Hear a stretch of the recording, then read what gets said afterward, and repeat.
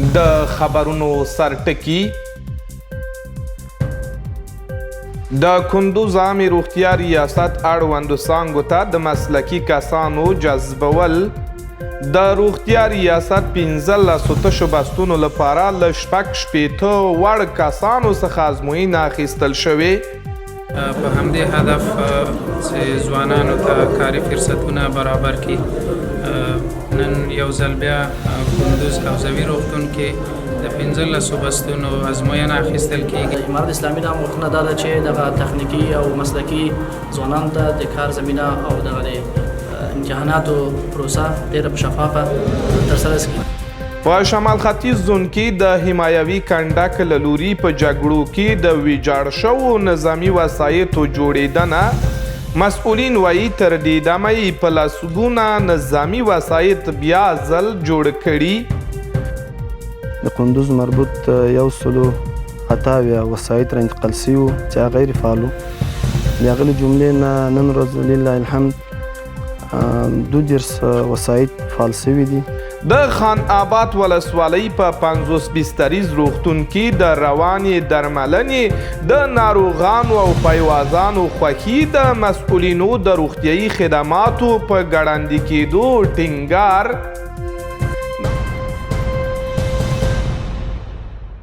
د کندوز ملي تلویزیون لیدونکو سلامونه، ستړي مشئ.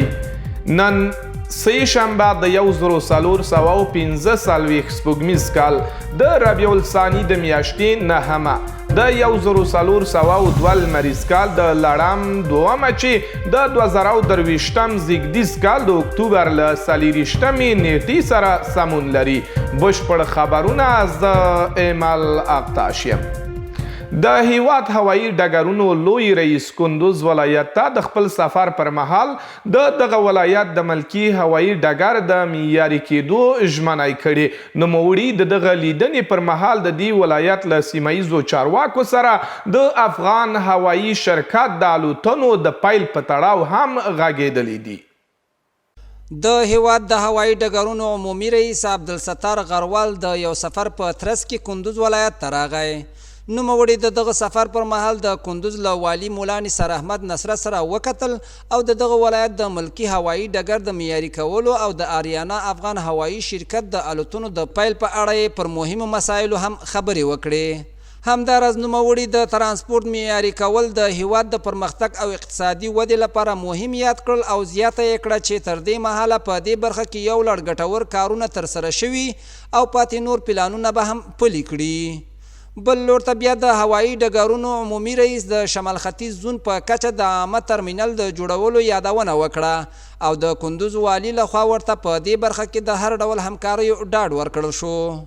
د هیواد د هوایي ډګرونو عمومي رئیس کندوز ولایت ته په داسې حال کې سفر وکړ چې د اسلامي امارت یو شمېر نور لوړپوړو چارواکو هم د خلکو د ستونزو د حل په موخه د ولایت ته کاري سفرونه ترسره کړي وو. د کندوز عامې روغتیا ریاست د 15 تشو بستونو د ډکولو په موخه له یو شمېر مسلکي ځوانانو څخه ازموینه واخیستله. چارواکي وایي په دې ازموینه کې د ښځینه ډاکټرانو په ګډون 6 مسلکي او متخصصو ځوانانو ګډون کړی و او له دې ازموینې څخه یې موخه د خالي بستونو ډکول او مسلکي ځوانانو ته د کاري فرصتونو برابرول و. د کندوز ولایت د عامې روغتیا ریاست له لورې د 15 روغتیایي خالي بستونو د ډکولو په موخه د شمال ختیځ زون د بیلابیلو ولایتونو له 6 مسلکي او متخصصو ډاکټرانو څخه ازموینه واخیستل شوه. چارواکي له دې ازموینې څخه موخه د عامې روغتیا ریاست لخوا کار اهل کار ته سپارل او مسلکي ځوانانو ته د کاري فرصتونو برابرول په ګوته کوي. انشاءالله پروسه ډېره شفافه او له اطمینان نه ډکه ده او ټول د کندوز خلکو ته اطمینان ورکوو چې انشاءالله د سطح عامې ریاست رهبري کوشش کوو له خیره چې ډېر هغه کسان هغه ډاکټر صاحبان چې بیکاره دي او اسناد لري او وړتیا لري او لایقه دي انشاءالله هغه په ښه بستونو کې د خپلو ولس لپاره او د خپلو وطنانو لپاره د خدمت مصدر وګرځوو. په دغه امتحان کې د مختلفو ولایتونو لکه کندوز، تخار، بغلان، بدخشان ګډونوال لري په دې امتحان کې او ان شاء الله همدا پروسه به همداسې روانه وي. سبا هم امتحانونه لرو چې هغه به د وناسو په برخه وي. هلته هم تقریبا 1500 وناسو ثبت نام کړی، فورمې اخیستې دي او هغه به د وناسیه برخو دپاره وي چې هغې به په لوړ تعداد تقریبا د 10 بستونو دپاره لیکنه کړې. بل لور ته بیا دغه مسلکي ځوانان د دې ازموینې په شفافیت ټینګار کوي او د اسلامي امارت له سیمه ییز حکومت څخه لوستو ځوانانو ته د کاري فرصتونو د برابرولو غوښتنه کوي. نن ورځ راغلی امتحان سان ته پروسه شفاف او انشاءالله مشکل ورکې نه وو. نو امتحان کې باید سوالونه لږ زره پورته راغلي وو د موږ د سویې نه پورته، نو بیا هم ښه نسبتا ښه. نو اسلامي امارت نه همدا خواهش ده چې هر چاته خپل حق حقدار ته وسپاري. امتحان ماشاءالله ډېر ښه روان دی او سوالونه هم نه ډېر سخت او نه ډېر اسانه وو. څومره چې آمادګي ورته نیولې وه امتحان هم ورکړو. نو له امارت اسلامي نه هم غوښتنه دا ده چې دغه تخنیکي او مسلکي ځوانانو ته د کار زمینه او دغه د امتحاناتو پروسه ډېره په شفافه ترسره کړي. په همدې مهال د کندوز ولایت سیمه ییز چارواکي وایي چې د اسلامي امارت د حکومت له واکمنېدو تر دې مهاله سلګونه مسلکي ځوانان په دولتي او غیر دولتي ادارو کې په دندو ګمارل شوي او هڅه کوي چې پاتې نورو ځوانانو ته هم کاري فرصتونه برابر کړي. مرکزی حکومت ترڅنګ د کندوز محلي حکومت هم په همدې هدف چې ځوانانو ته کاري فرصتونه برابر کړي. نن یو ځل بیا کندوز حوزوي روغتون کې د 15 بستونو ازموینه اخیستل کیږي چې تقریبا 15 ګډونوال په دغه ازموینه کې ګډون لري. هدف همدا ده له دغه ازموینې او آزاد رقابت څخه چې ځوانانو ته کاري فرصتونه هم برابر سي، د کار او خدمت زمینه ورته برابر سي. او زموږ هیله او غوښتنه له ځوانانو څخه دا ده چې هر کله دوی دغو بستونو ته کامیابیږي باید د دوی نیت او اراده باید دا وي چې ولسونو ته په پوره اخلاص او ژمنتیا سره کار وکړي. دا ازموینه په داسې حال کې ترسره کیږي چې د اسلامي امارت سیمه ییزو چارواکو په دولتي ادارو کې د ازموینې له لارې د لوستو او مسلکي ځوانانو په ګمارنه ټینګار کړی و. په شمال ختیځ زون کې د پولیسو حمایوي کنډک له لوري 2 شرادي نظامی وسایط د کندوز ولایت امنیه قماندانۍ ته وسپارل شو. مسؤلین وایي د اسلامي امارت په حاکمیت سره تر دې مهاله په لسګونو زرهي او عادي نظامی وسایط چې د جګړو پر مهال ویجاړ شوي وو بیا ځل ترمیم کړي او اوس مهال د شمال ختیځ زون پولیس ترې ګټه اخلي. د کندوز ولایت امنیه قماندانۍ له لورې د لیږد هغه پوځي وسایط د شمال ختیځ زون حمایوي کنډک ته وسپارل شول چې د پولیسو د کارونې پر مهال خراب شوي وو. چارواکي وایي د دغو خراب شوو پوځي وسایطو شمیر 188 عرادو ته رسي او د بیا رغونې په موخه یې دغه کنډک ته سپارلي دي او په وینا یې 22 هغه وسایط یې له دې کنډک څخه بیرته ترلاسه کړي چې څو ورځې وړاندې د ترمیم لپاره ورکړل شوي وو. د کندوز ولایت د امنیه قماندانۍ په هلو ځلو باندې د حمایوي کنډک ته د کندوز مربوط 188 وسایط را انتقال شوي وو چې هغه غیر فعال وو. د هغې له جملې نه نن ورځ لله الحمد 22 وسایط فعال شوي دي، هغه ګټې اخیستلو ته سپارل کېږي انشاءالله. موږ یو د فتح نه بعد تر ننه پورې موږ تقریبا 4.5 شاوخوا موټر ترمیم کړي دي د زون په سطح باندې. یو په دا 6 میاشتې کې چې زه خپله دلته مسؤول شوی یم تقریبا 900 موټر موږ ترمیم کړي دي، د مختلفو ارګانو دي او هغوی ته تسلیم شوي دي. په همدې مهال بیا دغه چارواکي له مجاهدینو غواړي چې د خپلو دندو پر مهال بیت المال ته پاملرنه وکړي او په ساتنه کې تر بل هر وخت کوټلي ګامونه پورته کړي. مجاهدینو ته مو دا پیام ده چې دا خو بیت المال ده او بیت المال د دغه لپاره ده چې موږ د دې نظام او د دې حکومت او د دې ملت د ګټې لپاره او د امنیت لپاره باید استعمال شي. د دې لپاره دا استعمال نه شي شخصي منافعو لپاره د شخصي کارونو لپاره باید لین استفاده ونه شي، ځکه په دې معنی بیت المال مصرف شوی ده او دا ټول مسلمانانو حق ده. په ورته وخت کې د دغه حمایوي کنډک تخنیکي انجینران له خپل کار او فعالیت څخه رضایت ښیي او له ځوانانو غواړي چې د اسلامي امارت له نظام سره په بیلابیلو برخو کې همکاری وکړي. جوانایی که بیرون از وطن میرن به خاطر کاروبار دیگه بسیار به تلاش بکنن که همیشه کار بکنن، همیشه زحمت بکشن، کار بکنن، در وطن خود خدمت بکنن. یک کمبودات و یک مشکلات هست دیگه، نه تا دوج هم نمیم کمبوداتی که هستن دمیج هم هستن. دمو ترکیه و ایران و در کشورهای دیگه هم این کمبودات و مشکلات هستن. کوشش‌های خود بکنن که دمیج کار بکنن، زحمت بکشن. دغه پوځي وسایط په داسې حال کې بیا رغول کیږي چې د یاد کنډک تخنیکي انجینرانو لخوا د زون په کچه په سلګونو نور پوځي وسایط هم جوړ شوي وو. خبريالانو او د رسنیو غړو له دولتي چارواکو سره مشورتي ناسته وکړه.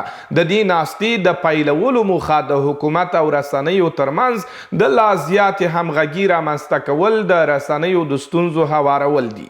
د خصوصي او دولتي رسنیو خبريالانو او مسؤلینو د دولت له ویاندویانو او د اطلاعاتو فرهنګ له رئیس سره د همغږي غونډه وکړه. د خصوصي او دولتي رسنیو خبريالانو او مسؤلینو د دولت له ویاندویانو او د اطلاعات او کلتور ریاست له رئیس سره د همغږۍ غونډه وکړه. د کندوز د اطلاعات او فرهنګ ریاست مسؤلینو په دغه ولایت کې د خبريالانو ستونزې وڅېړلې او د همکارۍ ژمنه یې وکړه او له رسنیو څخه یې وغوښتل چې د هیواد لوړې ګټې په نظر کې ونیسي. نو موږ به دغه کمیټه جوړو، په آینده کې به موږ تاسې همداسې په میاشت کې یو مجلس لرو تر څو پورې وکولی شو چې د خبریالانو ستونزې او مشکلات او هغسې د دوی په راتلونکي کې کومې ستونزې ورته مخامخ کیږي یا کوم بله خبرې نو هغه به موږ تاسې په ګډه باندې حل کوو. په ورته وخت کې په شمال ختیځ زون کې د خبریالانو د خوندیتوب کمیټې مسؤلینو له دولتي بنسټونو سره په همغږۍ کې د افغان خبریالانو د خوندیتوب د کمیټې د هڅو په اړه خپل نظریات په دې ډول شریک کړل.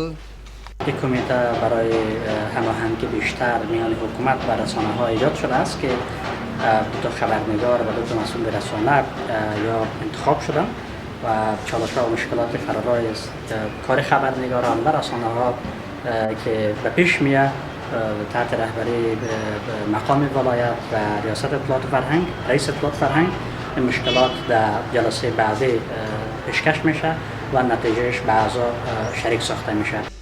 بلخوا په کندوز کې آزاد خبريالانو وایي دا ناسته به هره میاشت د خبريالانو او د رسنیو د مسؤلینو ترمنځ ترسره کیږي او موخه یې د رسنیو د ستونزو هوارول دي.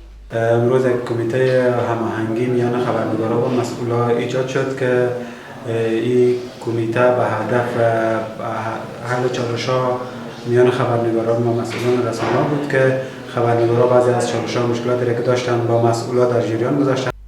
د رسنیو او دولتي بنسټونو ترمنځ د مشورتي او د همغږۍ دغه غونډه لومړی ځل ده چې د اسلامي امارت له واکمنۍ وروسته په کندوز کې دایریږي او ګڼ خبریالان پکې ګډون کوي. څو وکولی شي له دغه لارې د افغان خبریالانو ستونزو ته رسیدګي وکړي. د کندوز پولیسو 11 کسه د مختلفو جنایي جرمونو په تور نیولي دي. د امنیه قماندانۍ رسنیز دفتر څخه په خپره شوې خبرپاڼه کې راغلي چې د دې ولایت پولیسو 11 کسه په بیلابیلو جرمونو تورن نیولي دي. د کندوز ولایت امنیه قماندانۍ اړوندو پولیسو 11 تنه د مختلفو جنایي جرمونو په تور نیولي.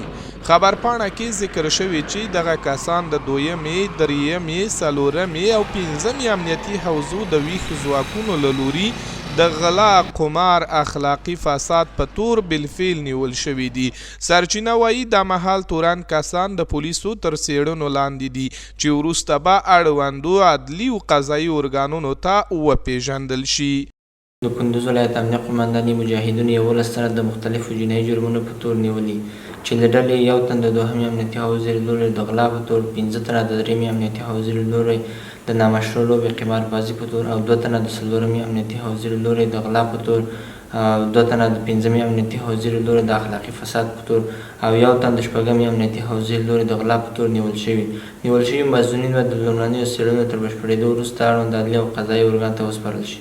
د کندوز پولیسو رسنیز دفتر داسې مهال د 11 تورانو کسانو د نیول کېدو خبر خپروي چې د دې وړاندې هم ملي تلویزیون د بیلابیلو جرمونو په تور د مجرمینو د نیول کېدو خبرونه خپاره کړي وو.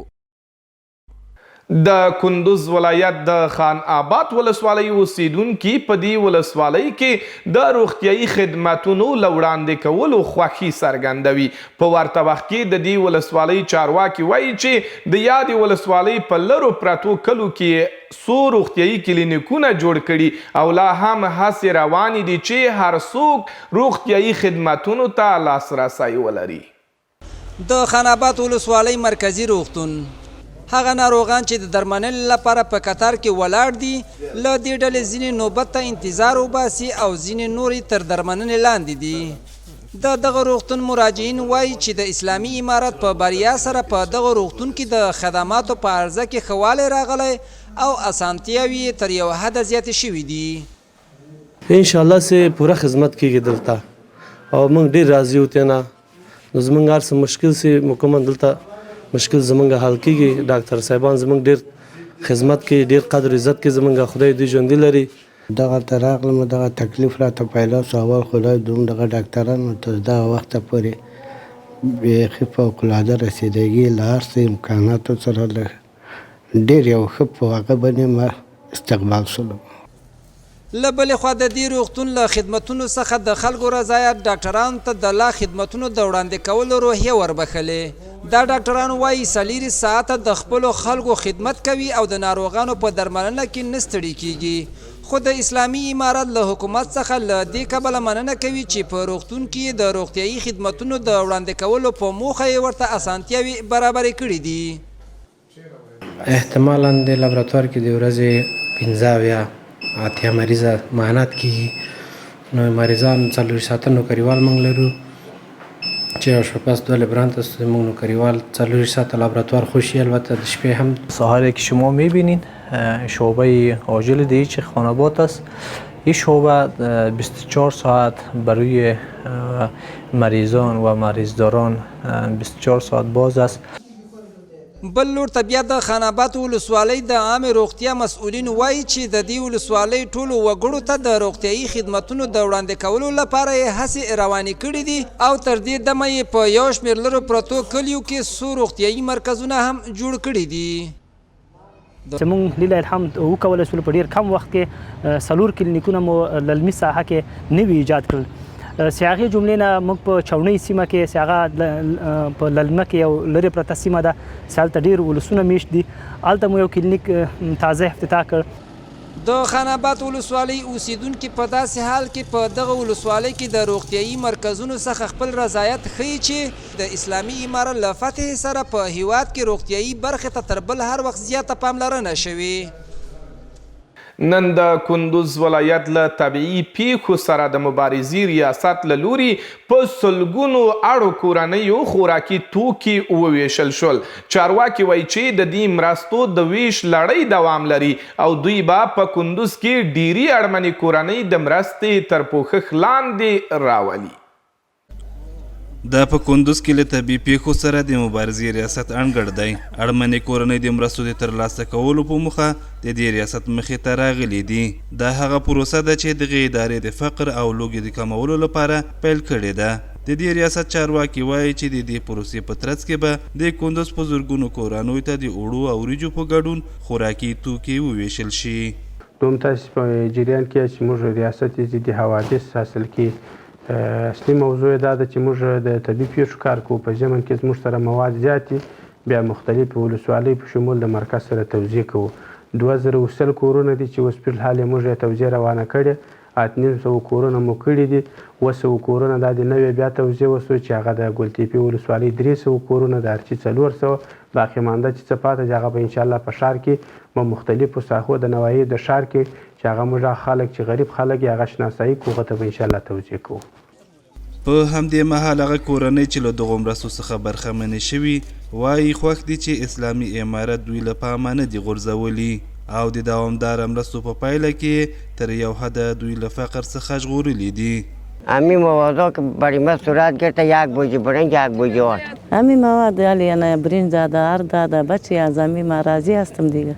د یادو مرستو د ویش لړۍ په داسې حال کې پیل شوې چې تر دې وړاندې هم د کندوز ولایت د طبیعي پیښو په وړاندې د مبارزې ریاست په دغه ولایت کې ګڼ شمېر اړمنې کورنۍ د مرستو تر پوښښ لاندې راوستې وې. د تخار ولایت ورساج ولسوالۍ په تنګي سیمه کې د برېښنا د تولید او د اوبو بند په جوړېدو سره به د برېښنا او کرنې په برخو کې د شمال ختیځو ولایتونو د اوسیدونکو اړتیاوې پوره شي. د هیواد د اوبو او برېښنا وزیر ملا عبداللطیف منصور د تخار ولایت اړوند د کوکچې سیند او د ورساج تنګي سروې شویو بندونو څخه د لیدنې پر مهال ټینګار وکړ چې د دغه بند د کار په پیلېدو سره به 315,000 جریبه هکتار ځمکه خړوبه او میګاواټه برېښنا هم تولید شي چې په دې سره به د تخار، بدخشان او کندوز ولایتونو ستونزه د برېښنا په برخه کې هواره شي.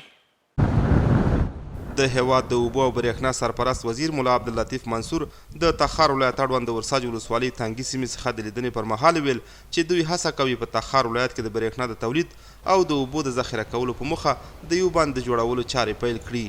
د نوموړي په وینا دغه بند 15 متره لوړوالی لري چې په جوړېدو سره به د تخار او کندوز 315,000 جریبه ځمکه خړوبه او 8 میګاواټه برېښنا تولید کړي.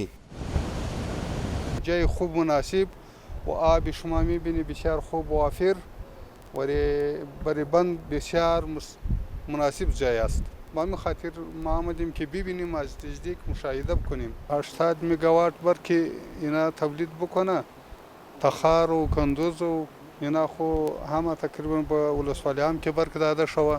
از دو ولایت خو بالکل کفایت میکنه. از طرف کابینه به این توجه بیشتر صورت بگیره که معضله اجتماعی هر دو ولایت کندوز و تخار و بغلان به طور اساسی مرفوع بسازه. همداشان د اوبو د چارو کارپوهان او د تخار ولایت اوسیدونکو وایي چې د ورساج ولسوالۍ تنګي سیمه کې د اوبو او برېښنا بند جوړېدل د تخار د نورو سیمو په پرتله اقتصادي دی او د دې پروژې په عمل کېدو سره به د تخار او کندوز ولایت اوسیدونکو ستونزه د برېښنا په برخه کې هواره شي. یک بندی است که بسیار به هزینه کم و واردات زیاد داره که تقریبا 80 میگاوات برق تولید میکنه که ولایت تخار و کندوز بدخشان تحت پوش میگیره. که برق خارجی به نفع ما نیست، هم پیسه ما را خارجی میبره، جیبای ما را خالی میکنه، هم آب ما را خارجی میبره. اگر بندی برق پرسش وزیر سیوا آمدن دیدن سروی هم شده، اگر این جور شود هم به نفع مردم ماست، هم وضعیت اقتصادی مردم خوب میشه. د یادونې وړ ده چې تخار ولایت د اوبو له زیرمو بډایه دی او د سردار محمد داود خان د واکمنۍ پر مهال د یوې سروې پر بنسټ د دې ولایت د اوبو سرچینې د افغانستان د خلکو د اړتیا وړ برېښنا د تولید وړتیا لري. خو له دې ټولو سره د تخار ولایت اوسیدونکي د تاجکستان له وارداتي برېښنا څخه ګټه اخلي. په کندوز ولایت کې د تازه وریجو په راوتلو سره سم په بازارونو کې د وریجو بیې راټیټې شوي دي. بزګران وایي د وریجو او میوو له حاصلاتو وړاندې نرخونه لوړ وي، خو چې دوی له خپلو کروندو حاصلات ترلاسه کړي نرخونه راټیټ شي او آن د دوی د کروندو مصرف هم نه پوره کوي او دې کار سخت اندېښمن کړي دي. زموږ همکار اسماعیل کلیوال پرې راپور جوړ کړی. په کندوز ولایت کې د تیر کال په پرتله سږ کال د وریجو او میوو حاصلات نسبتا زیات شوي خو بازار نه لري او بزګران یې په ارزانه بیه پلوري. د دې ولایت بزګرانو وایي د حاصلاتو له راټولولو وړاندې په بازارونو کې د غلجاتو بیې لوړې وي، خو چې د دوی حاصلات راووځي نو نرخونه یې ټیټ شي چې له امله یې ان د دوی د کښت مصرف هم نه پوره کوي. چې زمونږ مال وریجې جوار غنم می کنځلې دغه په صحیح قیمت سره خرج شي، موږ ته به یو بازار پیدا شي چې موږ تاوان پکې ونه کړو. امارات اسلامی این هم میخواهیم که دهقانی که ما میکنیم وقتی که نرخ ماش که میبرایه این ماش ما مردم بر نرخ پایان سودا میشه. چرا این رقم میشه مال دهقانکار؟ په همدې مهال بیا سوداګر هم د دې ولایت د بزګرانو دا ستونزې مني او وایي چې د تازه وریجو او میو له راوتلو وړاندې د یو من وریجو بیه له 4,500 نیولې ان تر 600 افغانیو پورې وه، خو د تازه وریجو په راوتلو سره نرخونه راولېدلي او لامل یې په دې ولایت کې د بازار موندنې نشتوالی او د سالنګ د تونل بندېدل یادوي. زمونږ غوښتنه د امارت اسلامي نه دا ده او د حکومت نه دا ده چې دا قراردادونه کیږي په دې وزارتونو کې دا د خپل وطني وریجو نه قراردادونه وشي چې دا دهقان زمونږ او ستاسې په پښو باندې لږ ودرېږي. مشکلاتای راه ما از رابندی سالنگ هم در سر از تاثیر کرده. قبلا یک سر ماش یک سر غله را ما بار میکردیم به 11 افغانی، فعلا به 25 افغانی ما بار میکنیم از راه شوبر که کابل میره ماش. بل لور ته بیا د کرنې ریاست مسؤلین له بزګرانو سره په بیلابیلو برخو کې د مرستو ژمنه کوي او وایي چې دغه ریاست لاس تر زنې نه دی ناست او د بازار موندنې لپاره یې له تولیدي شرکتونو سره د باکیفیته وریجو په تولید ټینګار کړی دی. که این مشکل انشاءالله ما گفتیم که با ایجاد همچون فعالیت‌های میل‌های پروسس برنج ما این مشکل حل میکنیم. انشاءالله ما در تلاش هستیم که ما برنج به شکل خوبترش پروسس بکنیم که تا در بازار قیمتی خوب به فروش برسد. په کندوز ولایت کې د وریجو او میو په حاصلاتو کې په داسې حال کې نسبتا زیاتوالی راغلی چې د دې ولایت د کرنې اوبو لګولو او مالدارۍ ریاست د کرنیزو محصولاتو په میکانیزم کولو ټینګار کړی و او د مسؤلینو په وینا په دې برخه کې بیلابیلې پروژې هم پلي کړي دي. او وروستی خبر د کرنې له څانګې لرو. په کندوز ولایت کې د آغاخان پرمختیایي بنسټ د دفتر په مالي مرسته د غنمو د تخم او کیمیاوي سرې ویش د خبرپاڼې په حواله په دغو مرستو کې به له 2000 څخه ډیرو بزګرانو ته اصلاح شوو تخمونه او سرې ورکړل شي. د کندوز ولایت مرکز او ولسوالیو له بزګرانو سره د آغاخان FAO او ORD دفتر مرستې د زراعت ریاست مسؤلینو په خبره دغه مرستې د یادو همکارو دونرونو له لوري د دې ولایت له وړاندې سروې شوي 2600 بزګرانو سره د غنمو اصلاح شوو تخمونو او د سرو دي چې نن یې عملاً د کرنې رئیس له لوري د ویش لړۍ پیل شو. د یادولو وړ ده چې د کندوز ولایت د چاردرې امام صاحب علی آباد اقتاش ولسوالیو او د کندوز په مرکز کې 225 تنه وړ بزګران چې مخکې د کندوز ولایت د کرنې اوبو لګولو او مالدارۍ ریاست سره په همغږۍ سروې شوي وو د غنمو اصلاح شوي کرنیز تخمونه او کیمیاوي سرې په دغه بزګرانو وویشل شوې. د کندوز ملي تلویزیون قدرمنو لیدونکو په خواله رسنیو کې مینوالو دا وه زموږ د دې مهال خبري ټولګه. تر بیا مو په لوی رب سپارم له تاسو هیله کوم چې د افغانستان ملي تلویزیون او راډیو د اوریدونکو لیدلو وړ خپرونې مه هیروئ. په مخه مو ښه شه. د الله پام.